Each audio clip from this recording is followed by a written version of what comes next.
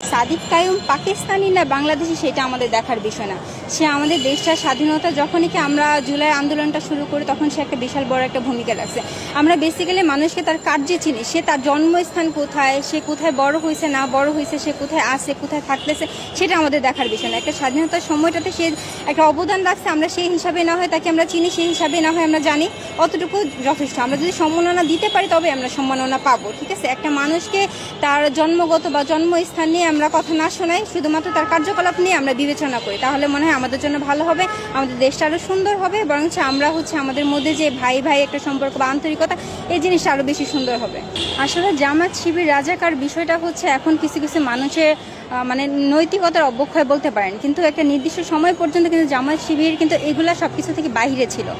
এতদিন পর্যন্ত আমরা জানি কি আওয়ামী জঙ্গির বিষয়টা, যে জিনিসটা নিয়ে এতদিন আমরা আন্দোলন করছি, আমরা স্বাধীনতা দাবি করছি, সেটা বেসিক্যালি কি ছিল, যারা জুলুমকারী অত্যাচারী তাদের বেসিসে, তাদের এগেনস্টে। এখন সেই জিনিসটা এখন কি হয়েছে, আওয়ামী লীগ হয়তোবা এরকম কিছু পক্ষপাতিত্ব লোক আছে যারা নাকি ওই জিনিসটাকে কেন্দ্র করে বা মানুষকে উস্কে দেওয়ার জন্য হয়তোবা এই জিনিসগুলো আনতেছে। জামায়াত শিবির একটা শক্ত একটা দেশ, আমি মনে করি যে একটা দেশকে স্বাধীনভাবে সুন্দরভাবে চালানোর জন্য একটা ইসলামিক দৃষ্টিভঙ্গি থেকে যদি আমরা চিন্তা করি, সেক্ষেত্রে এটাকে শান্তিপূর্ণ একটা বইতে আমরা চালাইতে পারি।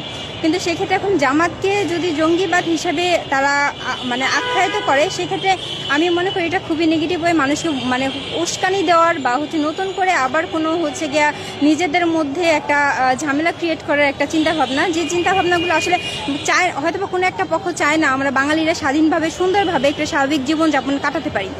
তো ওই হিসাব থেকে ওই সাইড থেকে আমি চিন্তা করি যে যারা নাকি এই ধরনের চিন্তাভাবনা বা উস্কানিমূলক কথাবার্তা বলে, তারা যেন তাদের কথাতে আমরা যেন কান না দিই। আর জামাত শিবির জঙ্গিবাদ নাকি জামাত শিবির মনে করেন জুলুমকারী বা অত্যাচার এরকম কোনো কিছু না, যে এটা শুধুমাত্র আমরা তাদের কার্যকলাপে দেখতে পারবো, ঠিক না। যদি তারা এরকম কোনো কিছু জুলুম করে আমাদের উপর, তখন আমরা বলতে পারবো যে তারা জুলুমকারী। আদারওয়াইজ আমরা একটা মানুষের কথা শুনে তারা জুলুমকারী বা তার অত্যাচারে এই জিনিসটা আমরা কান না দিই।